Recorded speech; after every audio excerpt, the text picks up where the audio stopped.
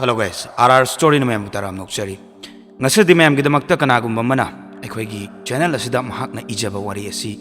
भूतकी वारी नि हापियो हाइदना हाइबिरकपदगी अखोइनि ngasi महाकना इबा वारी सि अखोइगी चैनल दा पुदुना लाक्सबनी अइबगी ममिंगना लमजिंगबा थोक्सो अदुगा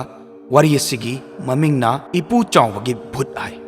अदो इपु चावबगी भूत हाइरिबा वारी असि अदुम नुंगाइगनी हाइदना खंजै कमाइना तौबगी हाबदुदी अखोइ पुने तामिनरगा पुने खंगनेसे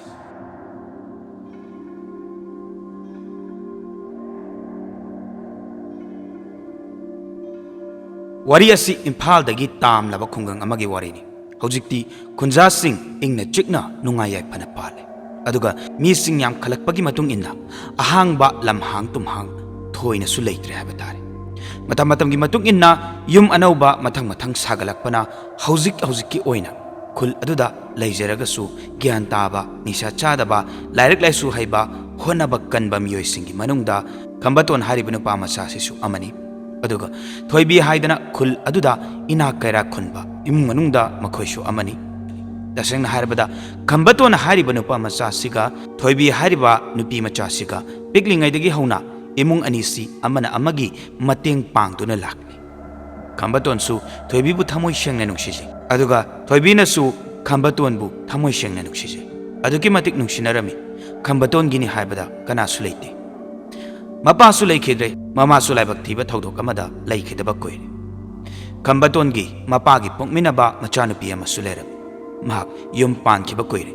तसेंगना हाइरबदा माना युम पालिबा युमदुगा मागी असेंगबा युमदगी खरा अदुम नकनरे हाइबा तारे थंगनबा खुलदनी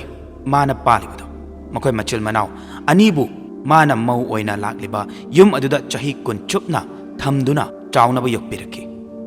मनाव नुपा अमले ममिंगना इमोचा कौई अदुगा थोइबीगिदी मथंतरी मखोय इमुंगी ओइना थोइना अवाटपा लेती तौबदबु थोइबीगी मपाना खंबतोनगा तिनायन खंगबा मतमदा मदु अयाबा पिरमनी थोइबीदसु तोइना तोइना चेरम करिगिनो नंगना नपाबुंगसु उसित्रिबदी लाइरबा मचादुदा नयुम पालगा वाना लेबदो अखोय येंगबा ngमोइने अखोयगिदी नंगना थंतनी नंगना अवाबा ताबदो नपा येंगबा ngमोइने हाइदना मचानुपी थोइबीबु तत्तना ngang चैबा तौई अदुबु थोइबीनदी खंबतोनगी युमदा अचा अथक थकनबसिंग मतेंग पांगबीबा अदुमक चले मपाबुंगना nganglabसु nganगना चटकनी हाइदना अदुम चले लेपा लेती नोंगमा थोइबीगी मपाना युमदगी नुमिदांग वाकिंग थोरकपदा खंबतोन उनरमी अदुगा खंबतोनगी थमोइ सोकनबा वाफम कयासु हाइरमी अदुदसु नति खंबतोनगी मपा फावबा पंदना थीना चैरमी खंबतोन लाइरबा मिसक अमा ओइरबुना थमोइनुंगदा पेनना कपचकी अदुगा युम हेक यौबगा इमो मचाबु कोलगा पेनना कपचरमी ममांगदसु थोइबीगी मपाना खंबतोनगी मपाबु ngangningba mongda ngangluba chainingba mongda chaibase थोइबीगी मपागी हौनबिनी कुलदुदा लाइरबा मिसक अमता थैनबा यादि हेक्ता थल्ला थल्लगा वा ngangi पैसा पाइबगी मतिक वासु चाउना चाउना ngangi खुंजासिंगनसु थोइने नुंसिदे माबु नोंगमगी नुमितनी थोइबीना खंबतोन अमदी मनाव नुपागी फुरित अममम पुरगा खंबतोनगी युमदा हराउना लागलमी थोइबीना मखोइगिदमक्ता पिरकलिबा फुरितो लौ हाइबा यादे खंबतोनना अखोइदी लाइरबा मचानी अखोइगिदमक्ता इनाक खुनबा नोइना वाबियो हाइदे चटलो हाइदना खंबतोनना हाइरकलमी मदुदा थोइबीना अमु कैनो नंगना हाइरिदुबु नुंसिबदा इनाक खुनबा लाइरबा पैसा पाइबा पाइदबा खाइब्रो खंबतोन नंगबु ngawrabro कोनदी लौ हाइबा यामलक्तबदगिदी नमदना मखुत्ता पिरमी थोइबी अदुगा युमदा हनकी खंबतोनसु वाखलमा खंदुना मयुमदा लेहोकी नोंगमा नुमित अमदा थोइबीना खंबतोनगी युमदा चाना थकनबा पुरकलगा मतेंग पांगबा लाक्लमी अदुबु खंबतोनदी युमदा लेरमदे मनाव नुपागा थबक अमा चथोकलगा लेरम अदुदा थोइबीसु ngaइबा याबा पुंग अनिरोम ngaइरमी लाकमलक्तबदगिदी चानबा पुरकपा पोचैसिंगदु थमलमने हारगा मयुमदा चटकी नोंगालगा थोइबी अयुक्ता खंबतोनगी युमदा ngantana लाखी अदुगा खंबतोनदा असुमना हाइरमी कैनो ngarang नखोय अनिबु कदाइदा चटकी ऐ ngaइबा याबा ngaइरमबनी अदुबु लाकमलक्तबदुदा अदुम ऐ चटले अदुमाइना हंगबदुदा खंबतोनना ओ चेक सुबा चटलुरिबा इनाउपागा सी हारगदी फरमनी करिनो खंगदियो ngarang do inaupa se masa ngamdadana masa yengba चलुबनी अदो हौजिक्ति खरा फरे ꯑꯗꯨꯃꯥꯏꯅ ꯍꯥꯏꯕꯗꯨꯗ ꯊꯣꯏꯕꯤꯁꯨ ꯑꯣ ꯑꯗꯨꯒꯤ ꯑꯣꯏꯔꯦ ꯐꯔꯦ ꯑꯩ ꯅꯣꯏꯒꯤ ꯆꯥꯛ ꯂꯣꯏꯅ ꯊꯣꯡꯕꯤꯔꯝꯃꯒꯦ ꯍꯥꯏꯗꯨꯅ ꯆꯥꯛꯈꯨꯝꯗ ꯆꯪꯈꯤ ꯈꯝꯕꯇꯣꯟꯅ ꯆꯪꯈ꯭ꯔꯅꯨ ꯍꯥꯏꯕ ꯐꯥꯎꯕꯗ ꯇꯥꯗꯦ ꯅꯊꯧ ꯂꯩꯕ꯭ꯔꯣ ꯍꯥꯏꯗꯅ ꯍꯥꯏꯔꯒ ꯆꯪꯈꯤ ꯅꯨꯃꯤꯠ ꯑꯗꯨꯒꯤ ꯅꯨꯃꯤꯗꯥꯡꯅꯤ ꯃꯗꯨꯗ ꯊꯣꯏꯕꯤꯅ ꯃꯈꯣꯏꯒꯤ ꯉꯥ ꯊꯣꯡꯉꯤ ꯍꯥꯏꯗꯅ ꯈꯝꯕꯇꯣꯟ ꯍꯣꯏꯗ ꯊꯤꯟꯕ ꯂꯥꯛꯏ ꯈꯝꯕꯇꯣꯟꯁꯨ ꯆꯥꯛ ꯊꯣꯡꯂꯝꯕꯗꯒꯤ ꯃꯄꯥꯜꯗ ꯊꯣꯏꯕꯤꯅ ꯀꯧꯕ ꯑꯗꯨ ꯇꯥꯔꯕ ꯃꯥꯜꯂꯦ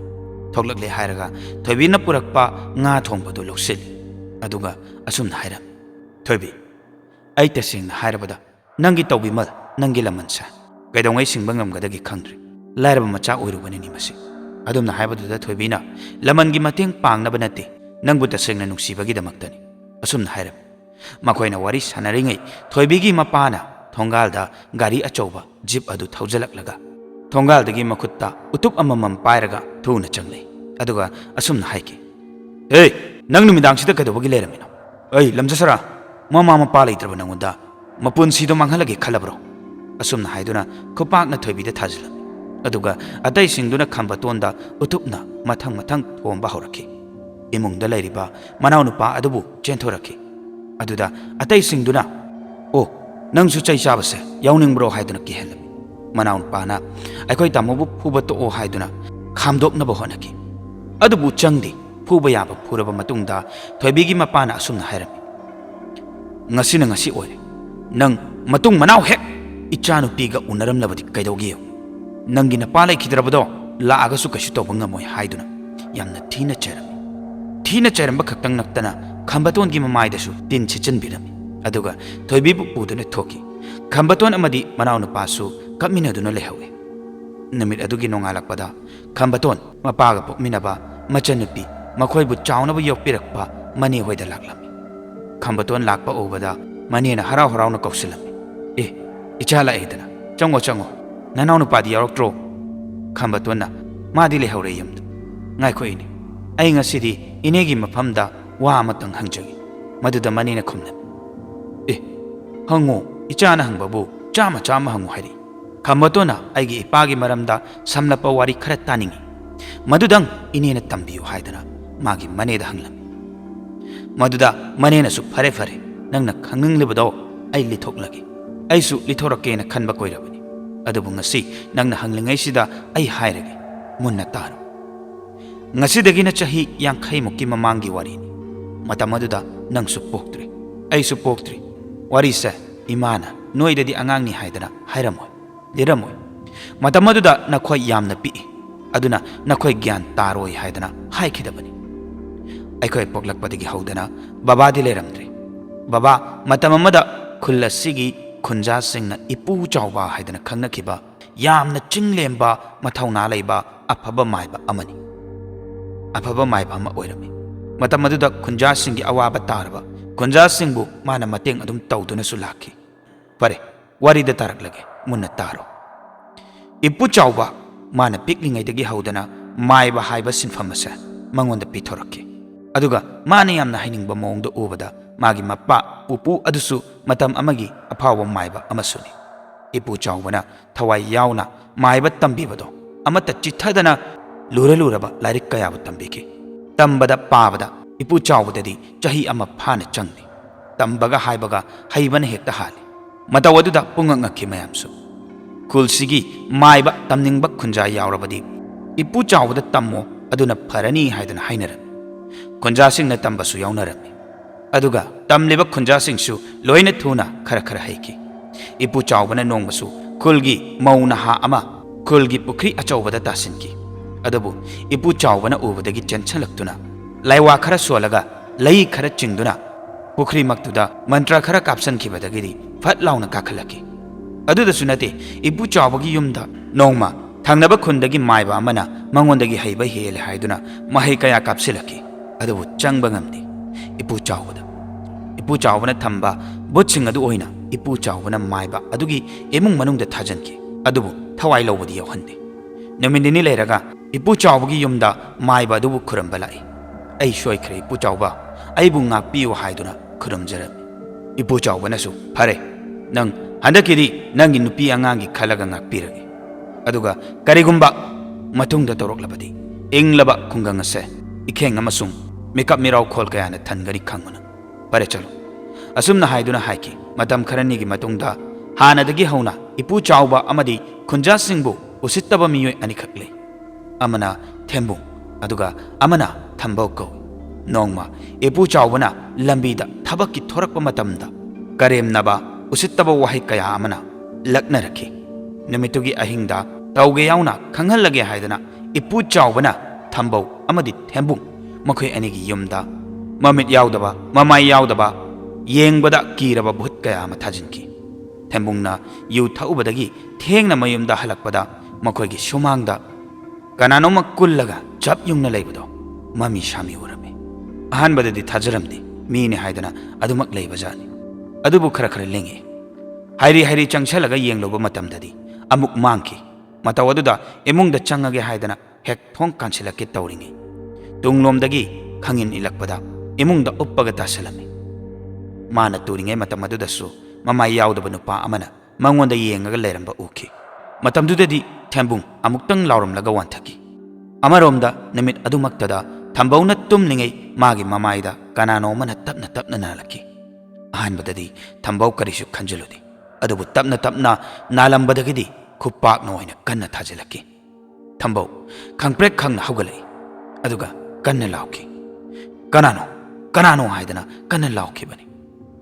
अथेंबसिदा अइंगोंदा सानरक्लिबदो कनानो मतुंग मनाव येलक्कनो साउरक्लगदी कया नुंगाइरोइको हाइदुना तुमथगे तौबदा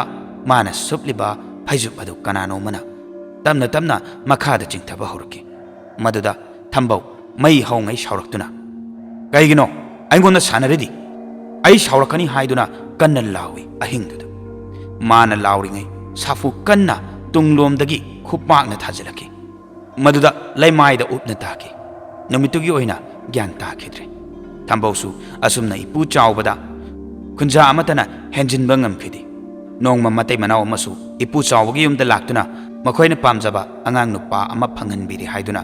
ngaga laidana haraw haraw ipu chawbagi yumda laklami asuki matik khulgi mating sing asi ipu chawbana tawbiraga tatalaki aduda sunati ipu chawbagi nupi khambaton gina mama adudasu lai sharingaida ipu chawbana nungsi fongdok lubada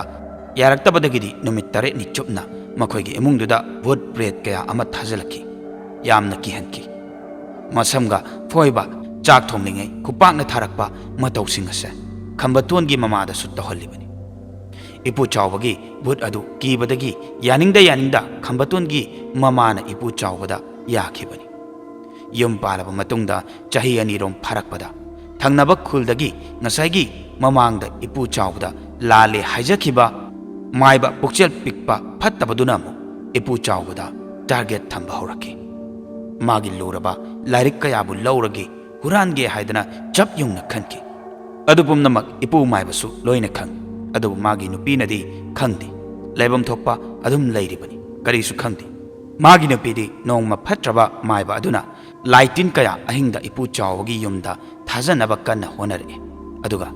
इपु चावबसु युमयाइदा फमलगा लाइगी ओइबा जादु कया तौनरे इपु चावबदी पिकलिंगाइदगी तमकपा अमदी पुकनिंग चंगबा मागी पिथोरकपा सेनफम असिदा कन्ना होनरकपना इपु चावबा करीसु फत्रबा पुक्चेल पिकपा माइबदुगा लंबानाबदा कीद्री इपु चावबा अमदी थंगनबा खुनगी फत्रबा माइबा अदुगा मथंग मथंग लाइटिनगी power कया कापसिनरे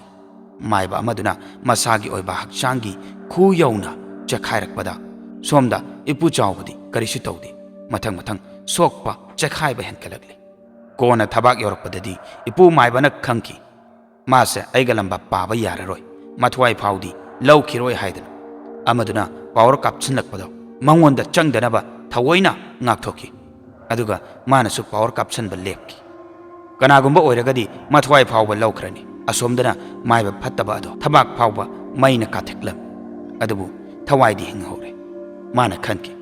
aigi anabase maina chaklibase pharaga ibu chawbgi luraba mamal yamlaba laitin gi ariba lairik sing aina loina lawgani asumna khanki नोंगालगा इपु चावबगी नुपीना असुमना हाइरके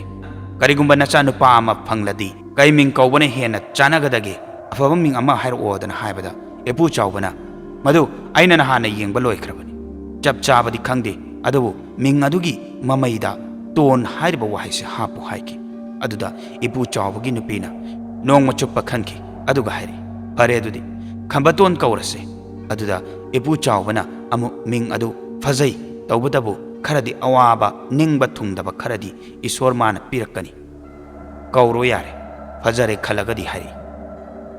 मखोयना मिंगी वारी सानरिबसे अंगांग अमा फावबा यावद्रिबनी पोक्ट्रिबनी सुम मागी नुपीना हंगहौबनी मतम खरनिगी मतुंगदा नुमित अदो इपु चावबगी नुपीदी मपामदा चटकी